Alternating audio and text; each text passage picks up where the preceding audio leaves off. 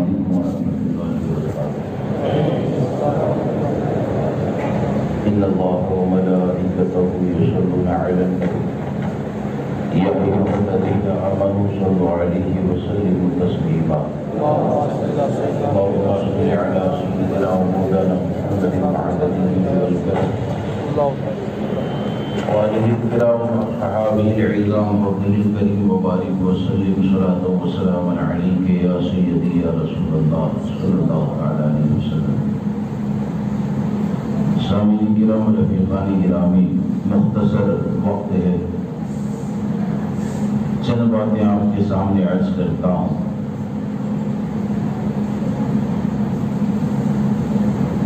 آج کے حالات کو اگر آپ دیکھیں گے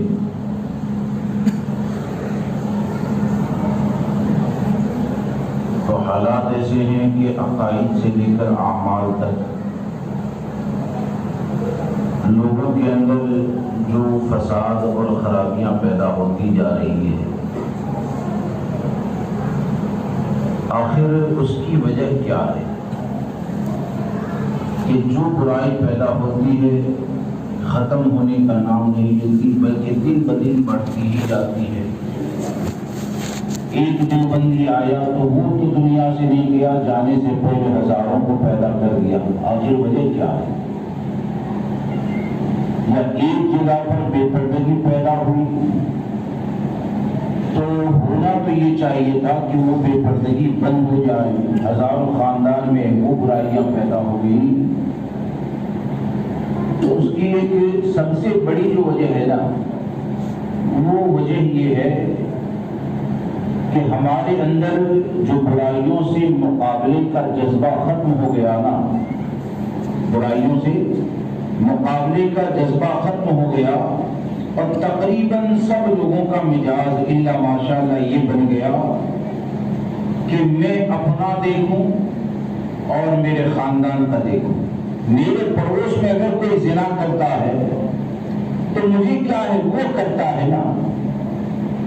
اگر کسی کی لڑکی غیر مسلم کے ساتھ چلی جاتی ہے، نیند کیوں آ جاتی ہے؟ مجھے کیا ہے، وہ یہ سوچتا ہے کہ میری بچی تو سیف ہے، مجھے اتنا پریشان ہونے کی ضرورت کیا ہے؟ اس بات کو یاد رکھیں کہ اسلام نے جو مزاج دیا، آقا کریم صلی اللہ تعالیٰ علیہ وسلم نے جو تعلیم دی، مختصر میں چند باتیں آپ کے سامنے عرض کرتا ہوں، اگر سمجھ لیں تو بہت کچھ ہے۔ کہ اسلام نے جو مزاج دیا ہے نا، وہ یہ نہیں دیا ہے کہ بھائی اپنا دیکھو اور برائیاں کتنی بھی زیادہ پھیلتی رہے خاموش ہو جاؤ۔ اسلام نے ہم کو یہ مزاج دیا کہ جہاں پر اچھی باتوں کا حکم دینا یہ مسلمان کی ذمہ داری ہے، وہیں پر برائیوں کا دروازہ بند کرنا بھی مسلمانوں کی ذمہ داری ہے۔ اور اگر برائی کا دروازہ بند نہ کیا گیا، اگر برائی کا دروازہ بند نہ کیا گیا تو یاد رکھیں کہ آج جو ہم اپنے گھر میں بیٹھ کر، اور ہزاروں لوگ اس میں ٹھوکر کھا چکے ہیں، ایسا نہیں کہ نہیں بات ہے، ہم نے اپنے گھر میں بیٹھ کر جو خوش فہمی میں ہے نا کہ فلاں خاندان ڈوب گیا میں بچ گیا، یاد رکھیں کہ آج نہیں تو کل تیرے گھر کی بھی باری آنے ہی والی ہے۔ آج جو برائیاں دوسروں کے دروازے پر ہیں، اگر بند کرنے کی کوشش نہ کی تو کل وہ برائیاں ہو سکتا ہے تیری زندگی تک نہ آئے، لیکن تو مر جائے گا، تیرے بیٹوں میں آئے گی، پوتوں میں آئے گی۔ اس لیے اس چیز کو یاد رکھے چلے کہ برائیوں کو روکنا، چاہے بد مذہبوں کی طاقت ہو، چاہے بے پردگی ہو، چاہے زنا ہو، عیاشی ہو، نمازوں کو چھوڑ دینا ہو، شریعت نے جس چیز کو گناہ کہہ دیا اس گناہ سے خود رکنا، اپنے خاندان کو، علاقے کو بچانے کے لیے کوشش کرنا، یہ حقیقت میں ایسا عمل ہے کہ اس کی برکتوں سے تم بھی محفوظ رہو گے اور تمہاری آنے والی نسلیں بھی محفوظ رہیں گی اگر کوشش کیے تو۔ دیکھیے نبی اکرم صلی اللہ تعالیٰ علیہ وسلم نے ایک مقام پر ارشاد فرمایا، پوری بات کا خلاصہ، اور کتنے پیارے انداز میں آقا کریم صلی اللہ تعالیٰ علیہ وسلم نے ہم کو سمجھایا۔ کہ سرکار صلی اللہ تعالی علیہ وسلم نے فرمایا حدیث پاک کا خلاصہ کہ جو حدود اللہ کو یعنی اللہ تبارک و تعالیٰ کی حدیں ہیں نا اس میں مداہنت کرتا ہے، اس میں مداہنت کرتا ہے، چکنی چپڑی باتیں کرتا ہے، چاپلوسی کرتا ہے وہ، اور دوسرا وہ آدمی جو اللہ کی حدوں کو توڑتا ہے۔ اللہ تبارک و تعالیٰ نے جو حدیں بنا دی اس کو اگر توڑتا ہے، اور تیسرا وہ آدمی جو اللہ کی حدوں کی حفاظت کی کوشش کرتا ہے۔ یہ تینوں کی مثال ایسے ہی ہے جیسے کہ سمندر میں سفر کے لیے جا رہے تھے۔ حدیث پاک میں سمندر میں سفر کے لیے نکلے، قرآن اندازی کی، اور تین گروپ کو تین جگہ پہ ٹھہرایا گیا، اوپر الگ ہے، بیچ میں ہے، اور ایک سمندر کی سطح کے ساتھ جو حصہ لگا ہے، 3 منزلہ کشتی۔ کچھ دیر تک سفر ہوتا رہا۔ اب اس میں سے جو نیچے والا ہے نا، سب سے پہلی منزل والا ہے، اس نے یہ سوچا کہ پینے کے لیے پانی اوپر لینے کے لیے جانا، حاجت سے پانی دھونے کے لیے اوپر جانا، یہ تمام چیزیں حدیث پاک کا خلاصہ۔ تو اس نے سوچا کہ میں اوپر کیوں جاؤں، چلو کڑھارا لیتا ہوں، تختے کو کاٹوں گا اور سمندر سے سیدھے پانی لوں گا، سمندر سے سیدھے پانی لوں گا۔ تو اس میں سے ایک گروپ نے یہ کہا کہ وہ اپنی جگہ پر جو کچھ بھی کرے اسے کرنے دو۔ جیسے کہ ہمارے یہاں ہوتا ہے نا، ہمارے یہاں ہوتا ہے کہ بھائی دیوبندی کو لڑکی دے دی، لڑکی ڈالی، ہم تو کھائیں گے، اس نے بھی وہ جانے، ارے تو کھایا تو تجھے بھی تو حساب دینا ہے، تم نے جا کر کھا لیا تو تم کو بھی تو حساب تو دینا پڑے گا نا، تم گناہ کے اوپر مددگار بن گئے تو تم کو بھی تو حساب دینا پڑے گا۔ اب یہاں پر معاملہ کیا ہے کہ ایک گروپ نے یہ کہا کہ وہ اپنی جگہ پر کچھ بھی کرے، اسے جانے دو، لیکن جو اللہ کی حدوں کی حفاظت کرنے والی جماعت تھی اس نے کہا کہ نہیں، اس کے ہاتھ کو پکڑ لو۔ کیا کہا؟ اس کے ہاتھ کو پکڑ لو، اگر اس کے ہاتھ کو نہیں پکڑانا تو وہ تو ڈوبے گا، ہم کو بھی ڈبائے گا، وہ تو ڈوبے گا، پہلے اس کا نمبر آئے گا،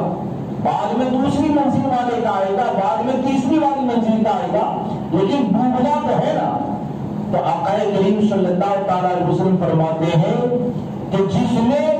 وہ توڑنے والے کے ہاتھ کو پکڑ لیا تو وہ بھی ڈوبنے سے بچا اور پکڑنے والا بھی ڈوبنے سے بچ گیا، اور جس نے اسے توڑنے کے لیے آزاد چھوڑ دیا تو وہ خود بھی ڈوبا اور آزاد چھوڑنے والا یہ بھی ڈوب جائے گا۔ اس سے کیا سمجھ میں آیا؟ مثال کے طور میں اگر شہر میں دیوبندیت اگر پھیلتی ہے اور رد کرنے کے اوپر پابندی لگا دی جائے کہ کوئی برائی نہیں کرے گا، کوئی رد نہیں کرے گا، ارے دیوبندی میں اپنے علاقے میں کچھ بھی کریں، وہ چاہے کچھ بھی کرتے رہے،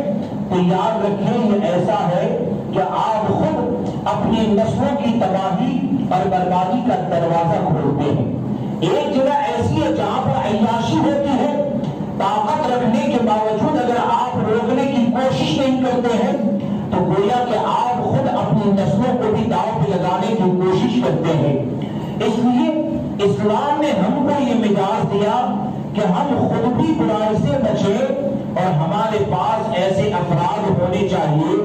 کہ جہاں پر طاقت کے ذریعے برائی کا دروازہ بند ہوتا ہے تو طاقت کا استعمال کریں، گناہوں کا دروازہ بند کریں، جہاں پر علماء کے واعظ و نصیحت کے ذریعے برائی کا دروازہ بند ہوتا ہے وہاں پر واعظ و نصیحت کے ذریعے برائی کا دروازہ بند کریں، کیونکہ برائی کا دروازہ بند کریں گے اور اس سے جو ایک پاکیزہ ماحول پیدا ہوگا تو اچھے لوگوں کے لیے عمل صالح کرنا آسان ہو جائے گا اور مجرموں کے لیے جرم کرنا مشکل ہو جائے گا۔ آج کے ماحول میں اچھے لوگوں کا جینا مشکل کیوں ہو گیا؟ یعنی جو متسلم سنی ہے، لوگوں کی نظر میں جنگلی میں ہوتا ہے، بیوقوف ہوتا ہے، جو ہمیشہ دین کی بات کرتا ہے، لوگ اس کا بائیکاٹ کرتے ہیں۔ وجہ کیا ہے؟ وجہ یہ ہے، سبب یہ ہے کہ جب زیادہ مجرم پیدا ہو جاتے ہیں تو متقی کا چلنا مشکل ہوتا ہے، اور جب زیادہ متقی پیدا ہو جاتے ہیں تو یتیموں کا چلنا مشکل ہوتا ہے۔ یہ اصول رہا ہے،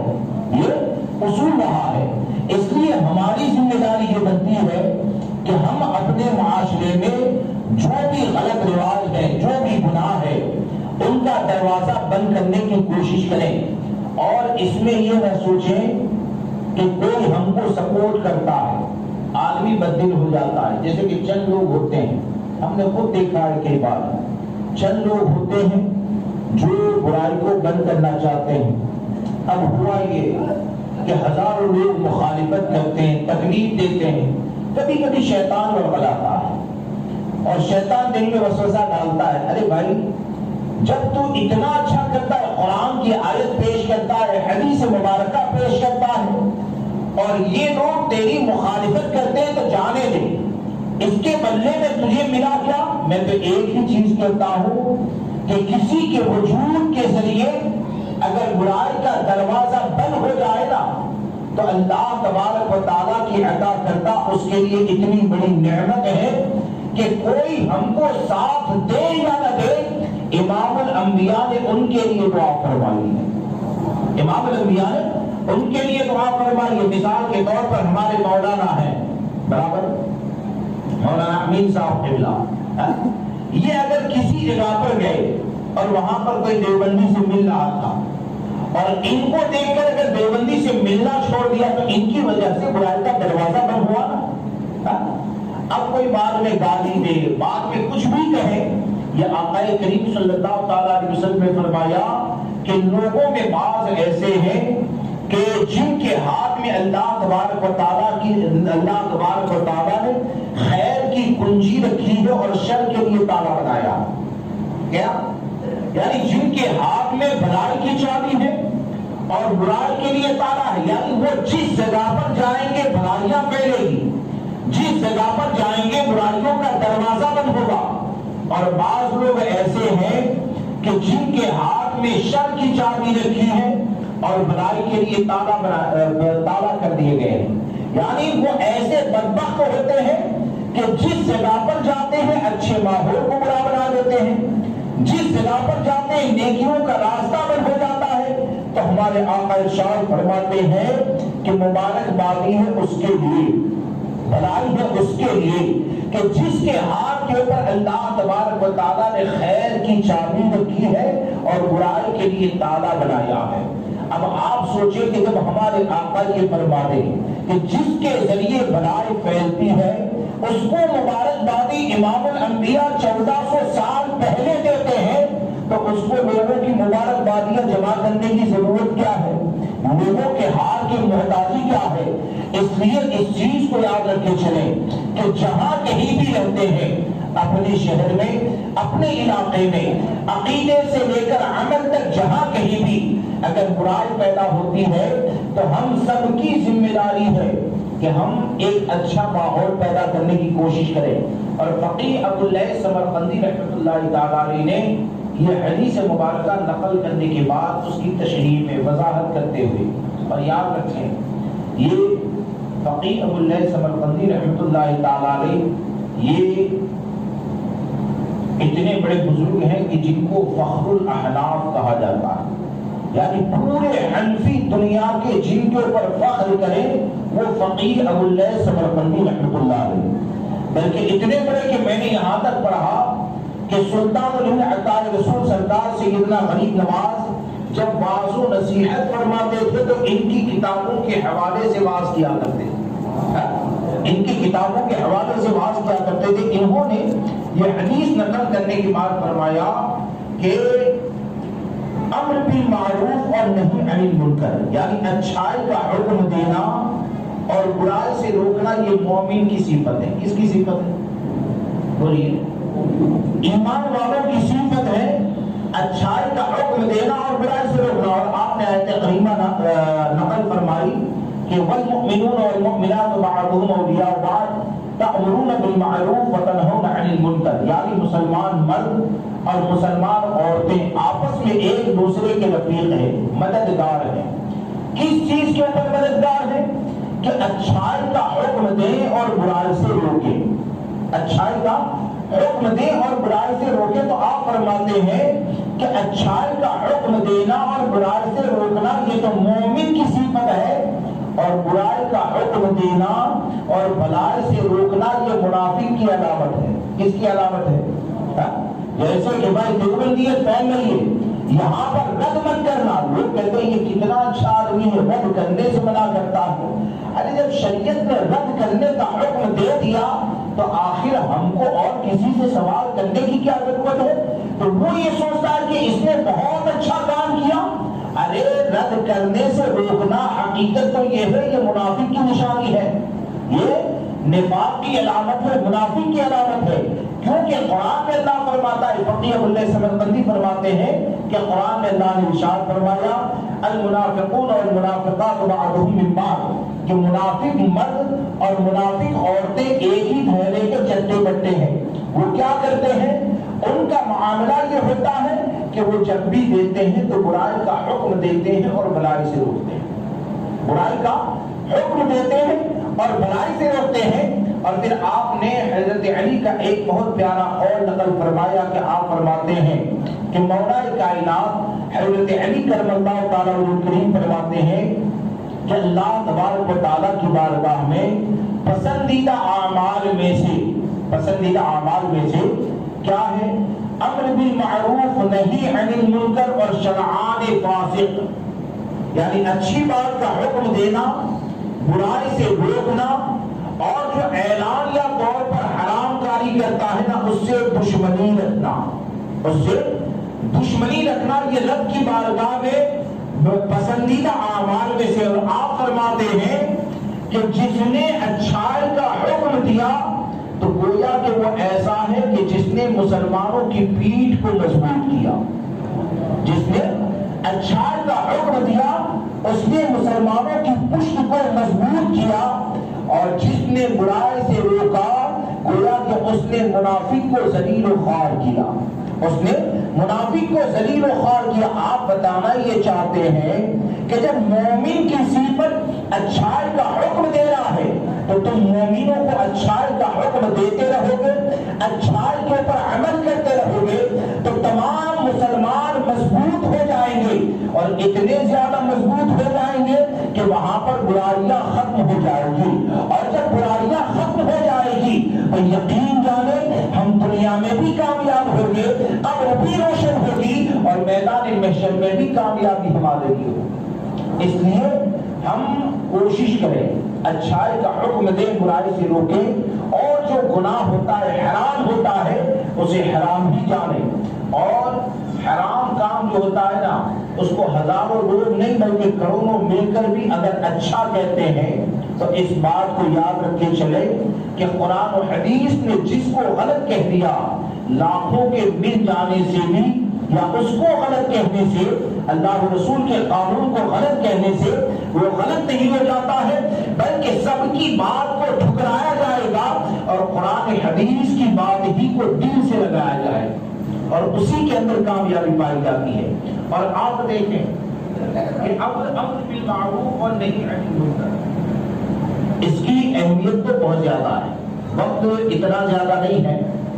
میں آپ کو ایک بات بتاؤں، آخر امر بالمعروف اور نہی عن المنکر کا طریقہ کیا ہے؟ اس کا طریقہ کیا ہے؟ اس میں کبھی کبھی ایسا ہوتا ہے کہ بعض لوگوں کو سمجھ نہ ہونے کی وجہ سے نقصان ہو جاتا ہے۔ جیسے کیسے ہوا کہ کوئی آدمی نماز پڑھنے کے لیے آیا، نماز کے لیے آتا نہیں تھا۔ اب چند لوگ ایسے ہیں جو پہلے سے نمازی ہے، تو نماز پڑھنے کے لیے آیا نا تو وضو خانے پر ہی اس کا مذاق شروع ہو جائے، ارے ماشاءاللہ آپ آئے، یعنی اس طرح اس کے طرف دیکھ کر طنز کرتے ہیں، مسکراتے ہیں، کہ حال یہ ہوتا ہے کہ جو یہ چاہتا ہے کہ نمازی بنے تو ہوتا یہ کہ اس کا مذاق ایسے اڑایا جاتا ہے کہ وہ مغرب سے ہی بند ہو جاتا ہے۔ ارے بھائی تم کو متقی ہونے کی سند کس نے دی نہیں؟ 5 وقت کی نماز پڑھ لیے تو یہ سمجھے کہ آپ ولایت کے منصب پہ پہنچ گئے۔ اس بات کو یاد رکھتے چلے کہ آپ کے طنز کرنے کی وجہ سے، آپ کے مذاق اڑانے کی وجہ سے اگر وہ مسجد میں آنا بند کر دیا نا تو وہ تو مجرم ہوگا ہی، لیکن اس کے گناہ کے اوپر مدد کرنے والے تم بھی بن جاؤ گے۔ اس لیے کبھی بھی کوئی نیکی کی طرف آتا ہے تو اس کی حوصلہ افزائی کرے، بلکہ میں تو یہ کہتا ہوں کہ موجودہ وقت میں تو کچھ بھی نہ کہے، نہ تعریف کرے نہ برائی کرے، بلکہ اس کو اس چیز کا عادی ہو جانے دے۔ ورنہ ایسا ہوتا ہے کہ کبھی کبھی تعریف کے جملے بھی سامنے والے کو ایسے لگتے ہیں کہ وہ یہ سمجھتا ہے کہ میرا مذاق اڑایا جاتا ہے، اور کئی لوگ مسجد سے دور ہو جاتے ہیں۔ اور دوسری بات یہ کہ اسی لیے حضرت ابو درداء رضی اللہ تبارک و تعالیٰ جو عظیم صحابی رسول ہے، انہوں نے نصیحت کرنے کا جو انداز سکھایا،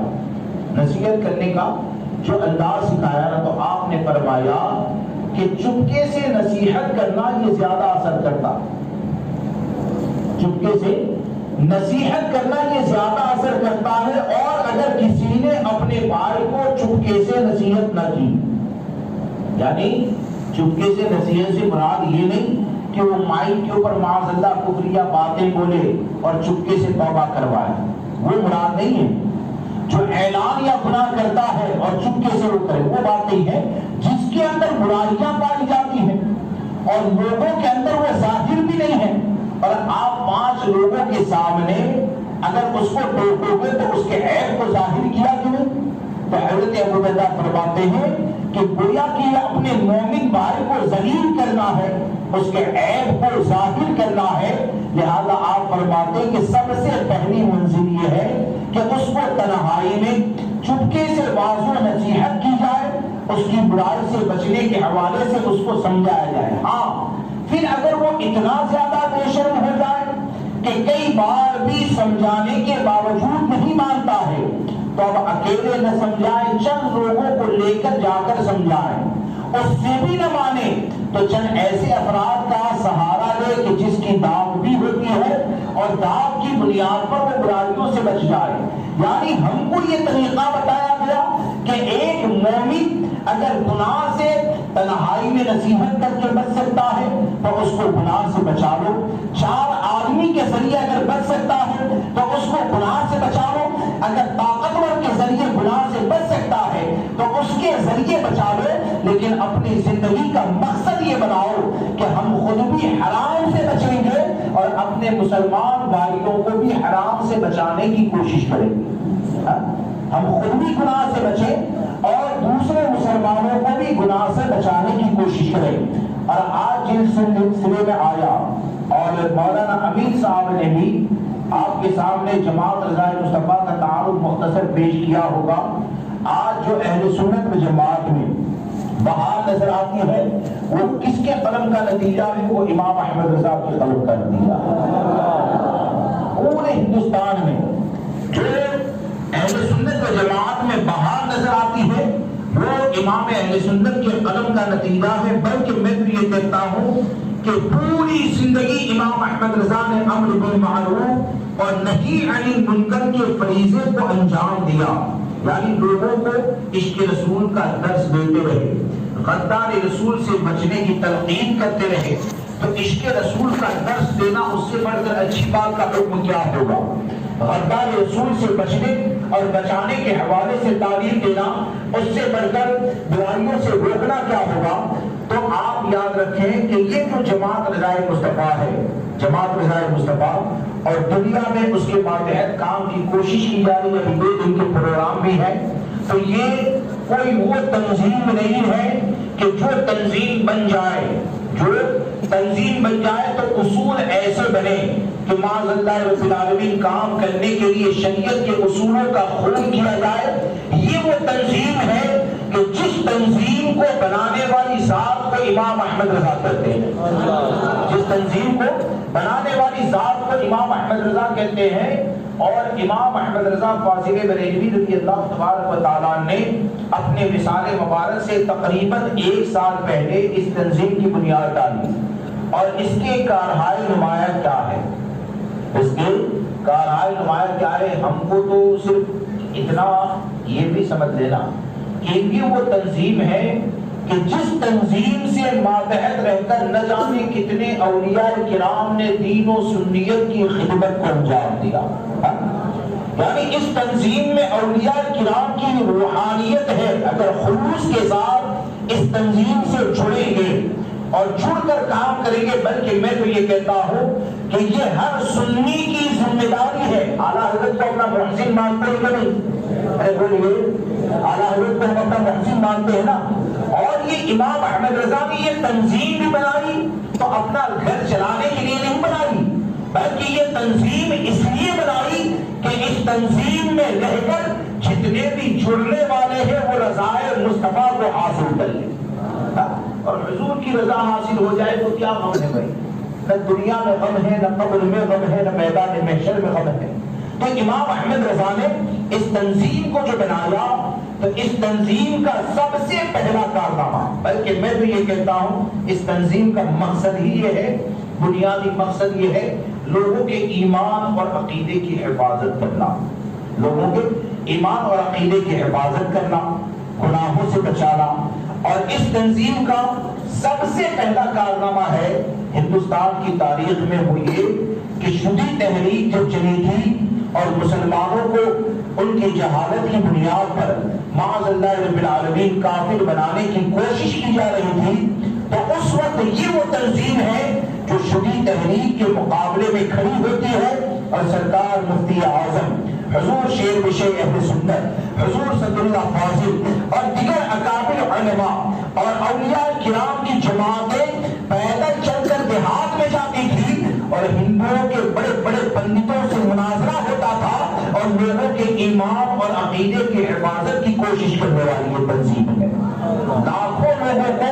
اس تنظیم کے ماتحت اللہ تبارک و تعالیٰ نے ایمان کی دولت عطا فرمائی۔ لہذا آپ لوگوں سے گزارش یہ ہے کہ آپ جماعت رضائے مصطفیٰ سے جڑیں گے انشاءاللہ، اور یہاں پر مولانا امین صاحب ذمہ داری نبھا رہے ہیں، کیونکہ اس تنظیم کی ریڑھ کی ہڈی ہے۔ مجھے یاد آتا ہے 2 سال پہلے 3 سال پہلے حضور خیر تاج شریعہ بھی حیات تھے، الحمدللہ آج بھی حیات ہے، لیکن یہ اپنی ظاہری زندگی میں تھے تو ہم لوگ گئے تھے کچھ میٹنگ کی جماعت رضائے مصطفیٰ کی بریلی شریف، حضرت بیمار چل رہے تھے تو میٹنگ وغیرہ ہوئی تو قائد ملت نے ایک جملہ کہا تھا کہ ہر تنظیم جو ہوتی ہے نا اس کی ریڑھ کی ہڈی کوئی نہ کوئی ہوتا ہے، اور آپ نے فرمایا کہ یاد رکھنا کہ جماعت رضائے مصطفیٰ کی ریڑھ کی ہڈی یہ ہے کہ اسے علماء ہی ہینڈل کر پائیں گے۔ 3 مہینے کا کورس کر کے کچھ نہیں ہو جاتا ہے، 3 مہینے کا کورس کر کے تنظیموں کو نہیں چلایا جاتا ہے۔ تنظیم چلانے کے لیے علماء یعنی اصول شرع کے جاننے والے کو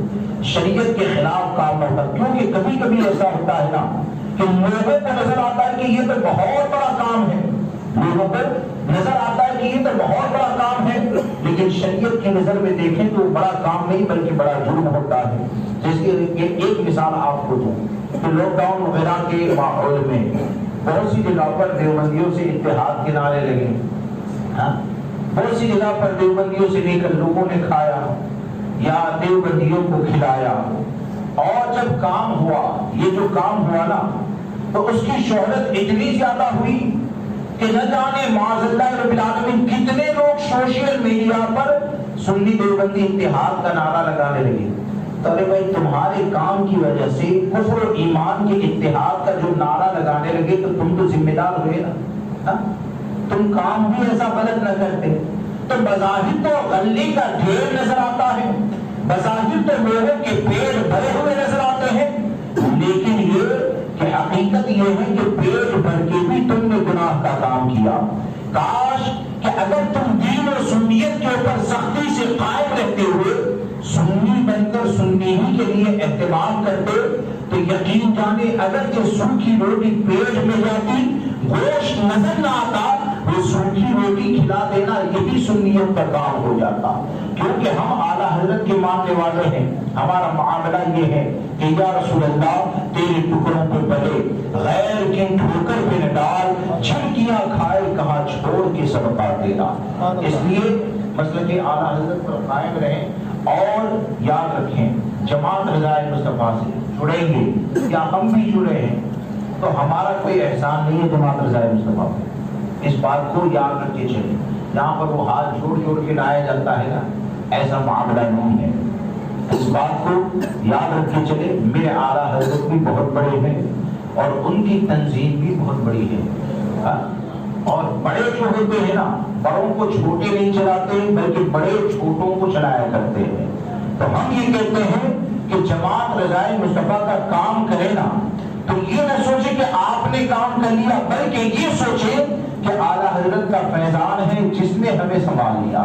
اعلیٰ حضرت کا فیضان ہے جس نے ہمیں سنبھال لیا ہے. لہذا آپ تمامی حضرات جماعت رضائے مصطفیٰ سے جڑیں، تقویت دینے کی کوشش کریں اور مسلک اعلیٰ حضرت پر سختی سے قائم رہیں. اللہ مجھے آپ کو، ہم کو، ہماری قیامت تک آنے والی نسلوں کو اہل سنت و جماعت پر جسے آج پہچان کے لیے مسلک اعلیٰ حضرت کہا جاتا ہے اسی پر قائم رکھے، اسی پر خاتمہ فرمائے. السلام علیکم.